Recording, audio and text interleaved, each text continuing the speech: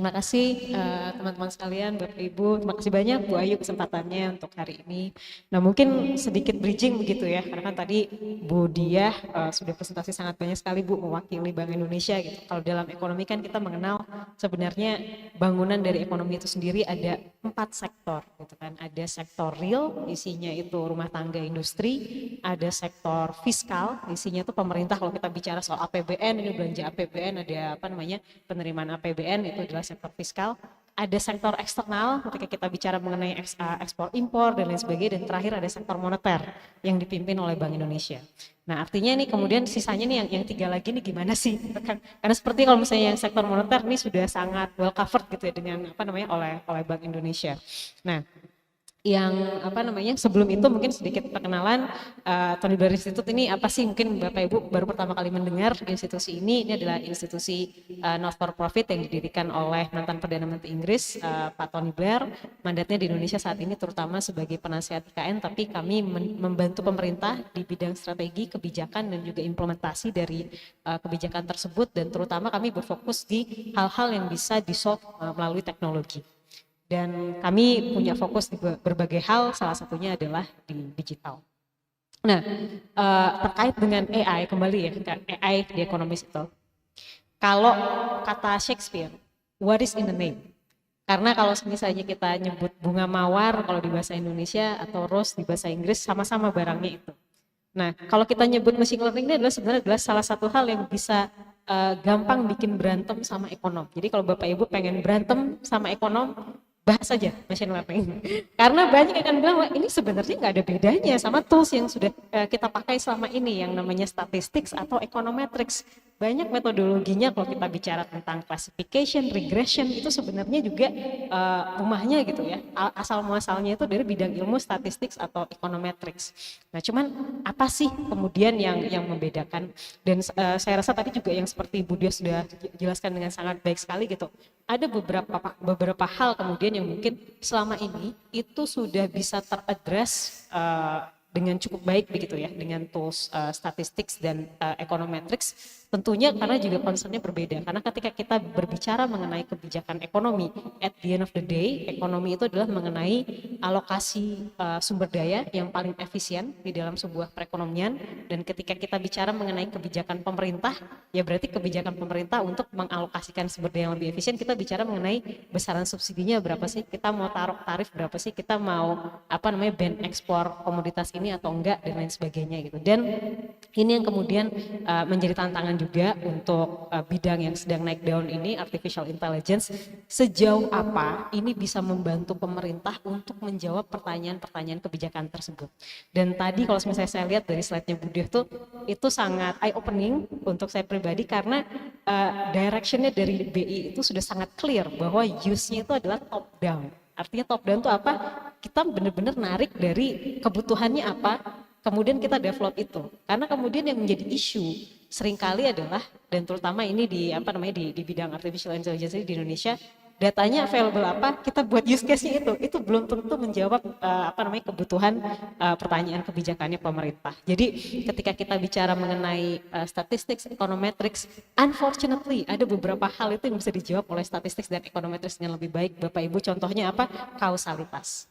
Kalau kita bicara soal ekonomi, kita ngomong kita bisa aja nih kita regresiin data matahari terbit sama ayam berkokok. Nanti kita bisa bilang bahwa ada korelasinya, terus begitu artinya matahari terbit karena ayam berkokok, padahal nggak begitu. Nah di econometrics ini ada tes-tes yang memang bisa ini ya memprove gitu bahwa ini kausalitasnya the other way around nih, ayam berkokok karena matahari terbit. Dan ini yang tadi juga Bu Dia sudah singgung gitu, bahwa explainability dan interpretability ini yang kemudian juga harus kita perhatikan. Tapi namun demikian AI itu tidak hanya sempit di bidang machine learning. Kita juga tahu bahwa AI ada apa namanya, ada branch yang lain, NLP, expert systems, planning, vision, speech recognition, robotics dan lain sebagainya. Ini semua adalah potensial yang bisa tools gitu ya yang bisa digunakan oleh pemerintah Indonesia untuk memperbaiki kebijakannya di bidang ekonomi gitu. Dan kalau menurut pendapat saya pribadi sebenarnya dan mohon maaf ini nggak ini ya dijabarkan secara detail kira-kira apa, tapi saya merasa ini setidaknya ada di 4 area itu kita bisa punya use cases yang potentially sangat strong sekali gitu. Contohnya adalah kalau di machine learning saya rasa tadi juga Ibu sudah menjelaskan dengan sangat baik, forecasting dan sebagainya itu sudah dilakukan gitu ya existing saat ini. Kita bicara soal nowcasting nih, employment-nya Indonesia nanti akan seperti apa, inflasinya Indonesia akan seperti apa, itu sudah dilakukan sekarang dengan machine learning. Natural language processing, ini saya berbicara mengenai pengalaman saya sendiri. Ini field yang agak sulit di Indonesia. Kenapa? Karena korpus bahasa Indonesia itu limited sekali. Saya nggak tahu, mungkin pengalaman Bu Dia juga sama ya, apalagi korpus yang spesifik konteksnya untuk di bidang ekonomi dan finance. Bapak Ibu kalau kita bicara soal yang dokumen-dokumennya ekonomi ya dan keuangan, itu banyak banget istilah yang nggak bisa ditemukan di literatur umum yang mungkin bisa di crawl di public sources seperti Google dan lain sebagainya ya.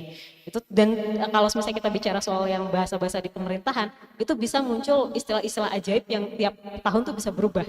Tahun lalu bilangnya SKPD, Satuan Kerja Pemerintah Daerah. Tahun depan bilangnya OPD, Organisasi Pemerintah Daerah. It's the same thing. Kalau Anda mencoba untuk catch up dengan semua perubahan kolokial itu akan sangat difficult gitu. Jadi realitanya seperti itu dalam natural language processing. Dan kita juga berbicara mengenai kalau kita mau melakukan text mining dan lain sebagainya kan butuh butuh sizable number of data ya. Kalau untuk statistik dan econometrics mungkin ini nggak terlalu menjadi kendala gitu. Tapi kalau kita melakukan aplikasi artificial intelligence untuk acquire data yang jumlahnya cukup ini itu juga cukup challenging. Kenapa? Karena sayangnya tidak seperti di sektor moneter, untuk sektor-sektor yang lain dan terutama di branch pemerintah yang eksekutif ini ya itu kalau istilah orang pemerintah bilangnya ego sektoral ya Bapak Ibu ya. Ego sektoral ini untuk mempertukarkan data itu sangat sulit sekali gitu. Padahal kalau misalnya disandingkan nih database-nya itu flowing-nya akan cantik sekali, kita bisa punya banyak use case yang sangat menarik. Nah, kemudian juga jadi di NLP waktu itu saya membantu Kementerian Keuangan untuk mencoba menjawab pertanyaan Bapak Ibu. Berapa sih belanja infrastruktur di Indonesia? Menarik ya, gitu. Selama ini pemerintah itu keluar dengan angka, tapi apakah angka itu yang benar? Kenapa? Karena kebanyakan dari belanja infrastruktur di Indonesia itu sebagian di undertake oleh PUPR ya, dan juga Kementerian KL teknis terkait infrastruktur ya, perhubungan dan sebagainya. Sebagian besar yang lain dijalankannya itu oleh pemerintah daerah. Dan di pemerintah daerah ini Bapak Ibu kalau mencatatkan anggarannya itu ya ini ya walau alam ya, moga-moga akurat gitu, moga-moga ini juga chart of accounts-nya kalau kita bicara soal data science itu kan enak banget kalau kita punya identifier yang sama, tinggal di match-in, wah langsung ini. Kenyataannya nggak seperti itu, dan maka dari itu harus ada cara-cara kreatif seperti menggunakan RLP ini untuk ngecek, oh ini keywordnya ini berarti ini masuk kategorinya infrastruktur dari sisi klasifikasi. Nah, ada juga mungkin lain kita bicara soal yang expert systems gitu ya, kita menggunakan artificial intelligence itu untuk mereplikasi kecerdasan. Kalau seandainya orang ini ahli nih, judgementnya seperti apa sih akan case ini. Ini menurut saya punya potensi yang sangat besar, tapi mungkin juga ada penyebabnya kenapa saat ini belum digunakan di Indonesia gitu ya. Kalau bicara di bidang ekonomi Bu, biasanya kalau misalnya orang awam itu kalau ngelihat berita-berita gitu ya tentang yang ini kita kuartal ini impor kita naik.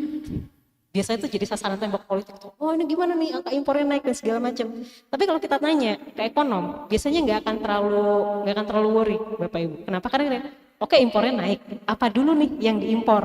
Karena kalau misalnya yang diimpor itu barang modal, Bapak Ibu, artinya itu adalah leading indicator bahwa kayaknya nih kuartal depan nih justru malah ekspornya akan naik. Kenapa? Karena barang impornya ini dimasukin ke Indonesia, kemudian diproduksi, dikeluarkan lagi, di reekspor gitu. Nah, ini yang judgment expert yang seperti ini sayangnya itu relatif susah untuk direplicate, karena tadi yang seperti Bu Dia juga sampaikan, untuk melakukan ini kita nggak hanya butuh punya datanya, kita juga butuh untuk punya domain expertise-nya, knowing about ini sektor itu seperti apa dan lain sebagainya. Kalau kita bicara mengenai yang ahli-ahli ekonomi itu dan lain sebagainya, mereka bisa punya wisdom itu karena memang mereka sudah bekerja di bidang itu berpuluh-puluh tahun, mereka udah membangun koneksi dengan sedemikian banyak pemangku kepentingan gitu ya, yang artinya kayak oh saya tahu nih kalau misalnya komoditas ini yang main tuh berarti ya company ini dan ini geraknya kemana, artinya dia kemana gitu kan. Dan juga expert system ini sebenarnya punya potensi yang sangat besar kalau kita bicara ya, dan ini juga mungkin ada potensi job displacement yang sangat besar karena ekonomi itu tidak hanya berbicara mengenai kebijakan yang di atas sana, tetapi juga mengenai administrasi dari kebijakan pemerintah. Ketika misalnya kita coba berbicara mengenai kebijakan pengeluaran belanja dan atau kebijakan penerimaan ya. Penerimaan Bapak Ibu ada PNBP, Bea Cukai, pajak gitu ya. Kalau kita bicara mengenai Bea Cukai, Bapak Ibu di sini ada nggak yang pernah punya pengalaman paketnya ketahan di Bea Cukai lama? Ada senyum-senyum di sini ya. Kenapa sih itu terjadi gitu? Karena padahal udah ada tuh sebenarnya dari Bea Cukai memang sudah menerapkan sistem gitu ya. Jadi ini masuk jalurnya ini merah, kuning apa hijau sih gitu ya. Kalau misalnya hijau lolos nih. Kuning kita periksa, merah gantikan benar-benar dicek nih fisiknya gitu. Tapi kemudian pemeriksaan itu sendiri at the end of the day dilakukan oleh orang, literally orang yang kemudian pemeriksa nih itu sifatnya subjektif, ada potential fatigue dan lain sebagainya, dan mengacu kepada buku panduan HS Code yang panjang banget gitu kan. Artinya apa? Apakah ada potensi itu untuk bisa di-replace dan atau ya seenggaknya dibantu aja oleh AI gitu kan, bahwa kayak ini kayaknya initial assessment-nya ini deh, jadi pemeriksanya udah tinggal kayak ngecek oh ya nih assumption-nya bener, oke. Nah itu yang saat ini belum dilakukan karena mungkin juga ada pertimbangan tadi terkait dengan yang kalau misalnya itu terjadi berarti bener dong yang dikatakan Pak Presiden ini kayaknya eselon 4 bisa gini semua gitu kan. Nah kemudian juga terakhir planning Bapak Ibu, planning perencanaan gitu ya, perencanaan pemerintah itu saya nggak tahu Bapak Ibu di sini berapa banyak sih yang sudah pernah melihat dokumen perencanaannya pemerintah, mulai dari RPJMN, Renstra sampai ke levelnya DIPA gitu ya, perincian anggaran ya. Kalau udah pernah mungkin ada yang ini ya relate bahwa kadang sebagian besar isinya copy paste dari tahun lalu. Artinya apa? Artinya sebenarnya planning pun itu bisa dibantu oleh AI untuk mempopulate gitu. Next planningnya seperti apa dan sebagainya. Tentunya juga bisa membantu untuk memikirkan hal-hal yang lebih strategis dibandingkan dengan administratif. Nah, tapi tadi kembali lagi seringkali aplikasi AI di Indonesia di bidang ekonomi itu mentok di sini, Bapak Ibu, di statistik atau econometrics karena berbagai alasan. Dan alasan-alasannya itu adalah kalau misalnya boleh saya merecap nih, karena saya rasa tadi pembicara tadi juga memunculkan poin-poin yang sama. Pertama adalah terkait dengan datanya ada apa enggak. Karena bisa jadi datanya enggak ada. Kenapa? Bisa contohnya tadi Bu Dia sudah berbicara mengenai shadow economy di kita itu besar banget. Dan untuk tap into data, memonitor shadow economy ini tidak mudah gitu kan. Itu pertama. Kedua, pertukaran data antar institusi itu juga sangat sulit sekali. Dan kalaupun datanya ada, kualitasnya seperti apa. Dan kalau misalnya kita bicara nih tentang bidang ekonomi, mohon maaf ini mungkin untuk yang rekan-rekan dari yang latar belakangnya dari bidang yang lain. Kadang kalau di ekonomi itu ada beberapa hal tuh yang nggak bisa sesapu jagat di bidang lain begitu, Bu Diah gitu. Contohnya misalnya ya, kalau di bidang machine learning, mudah banget kita untuk dapat big data set gitu ya. Terus ini, datasetnya ini bolong-bolong nih. Ya udah kita impute aja. Isi nih yang bolong-bolong pakai field itu. Nah, mohon maaf nih, kalau di bidang econometrics gitu ya, atau di bidang ekonomi, itu agak pamali.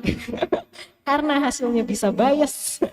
Jadi ada beberapa hal itu, quality data itu juga sangat penting sekali, dan artinya apa? Artinya ini juga mengenai masalah tata kelola data kita gitu ya, dan tentunya pemerintah juga perlu memiliki concern terkait dengan ini. Dan last but not least tadi sangat encouraging sekali gitu mendengar Bu Dia bahwa kedepannya nih BI juga akan bisa membuka akses data kepada swasta untuk bisa berkolaborasi, karena ini sebenarnya yang juga bisa berpotensi sangat besar Bapak Ibu kalau seandainya datasetnya pemerintah sama datasetnya swasta ini bisa disandingkan, efeknya besar sekali.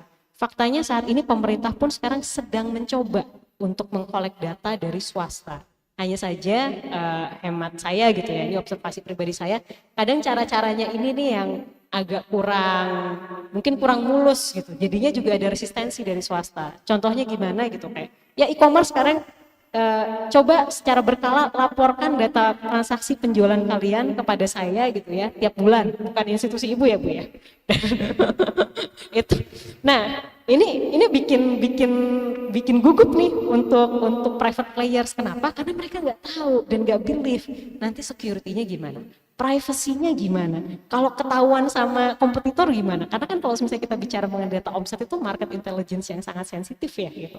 Jadi artinya itu juga yang hal-hal yang harus diperhatikan gitu. Dan ini juga yang poin kedua tuh adalah domain expertise. Tadi Budia juga sudah mengemukakan ya. Dan tadi domain expertise, mungkin kalau ibu tadi bilangnya domain expertise-nya itu adalah bisnisnya, kalau saya bilang ini adalah economics expertise-nya. Menurut saya tidak harus satu orang menguasai ketiganya Bu, karena kalau misalnya bisa tiga-tiganya jadi avatar Bu, kalau apa namanya istilah di film kartun, semua elemen bisa gitu ya. Tapi gimana sih ketiga ini bisa kolaborasi, karena yang punya economics expertise itu bisa jadi satu orang, yang punya data expertise itu orang lain, data scientist dan lain sebagainya. Karena jangan salah, karena ada yang ketiga juga, yaitu operational expertise, rekan-rekan. Karena yang operational expertise ini seringkali ya kita udah punya ML model dan segala macam, udah nih dihasilkan. Tapi kita nggak bisa meng-automate itu. Kita nggak bisa membuat production system yang smooth sehingga minim manual work. Dan itu butuh ML ops expertise. Artinya apa? Teman-teman data scientist kalau dipaksa belajar semuanya juga akan ini juga Bu, akan akan tiarap juga. Artinya ini juga butuh ML engineer, ML operations dan lain sebagainya gitu. Dan ini memang harus ada kolaborasi dan apa? Kadang juga dibutuhkan humility gitu ya. Karena kadang kalau misalnya ketemu sama teman-teman ekonom itu juga rasanya kita paling tahu nih gitu. Iya mungkin. Tapi kalau misalnya disuruh ngadepin dataset besarnya 1 petabyte, saya yakin juga akan menyerah juga itu. Nah ini juga yang kemudian menjadi concern yang lain itu adalah mengenai masalah etika AI. Tentunya kita bicara mengenai tadi data privacy, kemudian kita bicara mengenai transparency, model bisa dijelaskan atau enggak, apa saja sih variable that goes into that, ini ada potential bias atau enggak nih kira-kira gitu. Dan sekali lagi ini beberapa hal ini mungkin yang bisa memberikan judgement hanyalah orang yang memang punya domain expertise di bidang ekonomi. Karena faktanya ya kalau misalnya kita bicara soal dataset macam-macam, makro mungkin is one thing Bu, dan saya rasa di makro dengan pengalaman BI sudah established ya Bu ya. Kalau kita bicara soal microeconomics gitu ya, kita bicara soal data apa sih yang kemudian membantu pemerintah untuk ngecek nih level subsidi sekarang udah tepat atau belum, udah diberikan dalam bentuk yang tepat atau belum. Kita bicara mengenai micro survei data yang dikumpulkan oleh BPS, baik itu Susenas, Survei Sosial Ekonomi Nasional, ataupun Sakernas, Survei Angkatan Kerja Nasional. Silahkan itu data surveinya Bapak Ibu diberikan kepada teman-teman data scientist yang nggak punya background di ekonomi sama sekali. Saya yakin itu kan kayak, ini kenapa begini ya, ini begitu ya, karena understanding dataset itu sendiri juga takes time gitu ya, dan pointing out bahwa oh ternyata dataset yang dikolek ini ada potensi bias ke sini dan ke sana, itu juga butuh sebuah expertise tersendiri. Dan tentunya last but not least itu adalah mengenai masalah trustworthiness dan responsibility ketika kita juga mendevelop sebuah AI model tertentu. Terakhir kita bicara mengenai economic impacts yang juga harus dipertimbangkan, bahwa tadi yang disebut gitu, mungkin ada penyebabnya gitu kenapa beberapa hal ini nggak kemudian digaspol kencang dikembangkan, karena juga pemangku kepentingan mungkin juga masih ini ya, they don't know what they don't know mengenai potensi AI ini seperti apa, apakah benar nih akan ada job displacement yang terjadi, oh ini orang ini jadi nggak kerja nih kalau kita kasih tools yang terlalu advance dan sebagainya. Dan yang tidak kalah penting adalah market restructuring yang akan terjadi kalau seandainya fungsi-fungsi tertentu tuh di-replace oleh kecerdasan artificial. Market restructuring dalam hal ini biasanya yang bantuin ini vendor A nih di pemerintahan. Kalau misalnya beneran ini ada dibantu sama kecerdasan artifisial, vendor A selesai nih bisnisnya di sektor tersebut gitu. Dan atau ya inilah semacam itu. Nah ini artinya juga ini perlu diperhatikan juga ya, karena ini juga mengenai aspek political economy. Nah Indonesia menurut hemat saya gitu Bapak Ibu, ini mungkin juga pendapat pribadi adalah sebenarnya yang PR lebih besarnya adalah membangun ekosistem AI di Indonesia, karena economics itu specific use case. Tapi untuk membangun ini dibutuhkan pertama tentunya visi dan strategi yang clear, karena kalau kita membicara mengenai membangun ekosistem AI ada beberapa approach yang bisa dipilih. Apakah kita mau berangkat dari oh ya udah nih kita berangkat dari kita memajukan program yang spesifik dulu nih, atau kita mau bangun aja sebuah sektor yang spesifik, contohnya misalnya tentunya leadershipnya Bank Indonesia gitu ya di sektor moneter, atau kita bicara mengenai bahwa kayaknya Indonesia perlu menjadi negara AI, smart nation Indonesia. Ini adalah decision atau keputusan yang harus diambil oleh pemerintah. Nah, prasyarat-prasyaratnya pertama adalah tentunya masalah skilling Bapak Ibu. Nah, skilling ini juga penting gitu. Pentingnya bagaimana kita nggak berbicara mengenai semua orang harus bisa coding Python karena agak tidak realistis gitu. Meskipun udah punya, karena bahkan orang yang udah terbiasa mengcoding software statistik gitu ya. Katakanlah kalau orang orang di ekonomi itu biasanya pakainya softwarenya tuh SPSS atau Stata. Orang yang biasa udah mau coding SPSS atau Stata, coba di offer untuk coba belajar Python. Mereka akan menjerit karena ini kalau di Stata udah ada package-nya. Ini kita tinggal narik-narik aja nih gitu. Di Python you will have to rebuild everything all over again gitu kan. Karena kenapa purpose-nya yang memang berbeda gitu. Artinya skilling ini memang harus targeted, skills apa yang mau dibangun, kemudian juga apa namanya siapa yang akan dilatih, karena tiap level dan juga tiap fungsi akan butuh skilling yang berbeda, karena di level yang paling atas penting juga untuk kita menanamkan di digital leadership dan digital mindset, karena kalau misalnya tidak, sponsorship dari yang top level itu nggak akan berjalan, bahwa yang ini kenapa nih anak-anak di bawah ini hobi banget waktu kerjanya terpakai untuk belajar coding yang mungkin hasilnya nggak immediate terlihat dan terpakai oleh yang bersangkutan, pimpinan yang bersangkutan.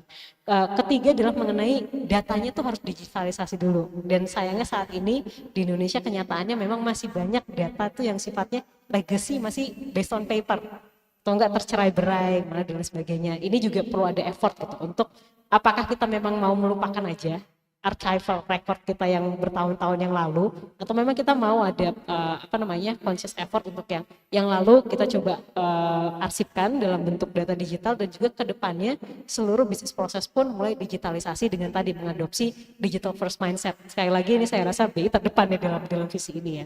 Terakhir, data governance, tata kelola data, tapi ini juga fungsinya adalah sebenarnya kita memperbaiki tata kelola data ini akan mempermudah kita untuk melakukan kolaborasi.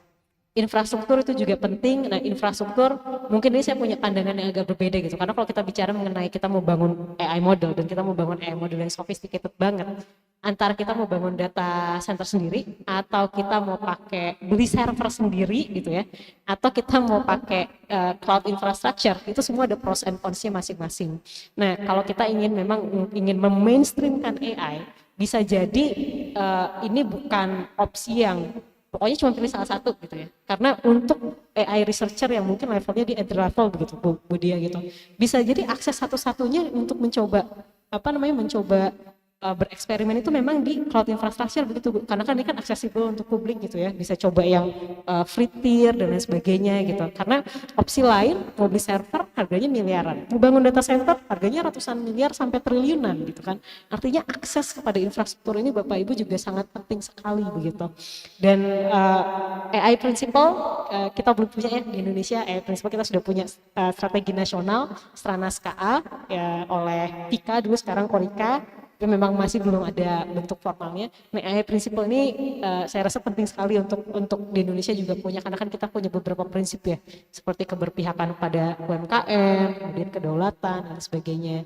Dan yang terakhir mungkin saya tutup, karena ini juga sepertinya keyword yang sudah disebut oleh banyak sekali pembicara yang lain, adalah kita harus selalu berkolaborasi Bapak Ibu gitu, karena ini juga journey-nya tidak mungkin untuk kita lakukan sendiri, berkolaborasi dengan swasta, instansi lain.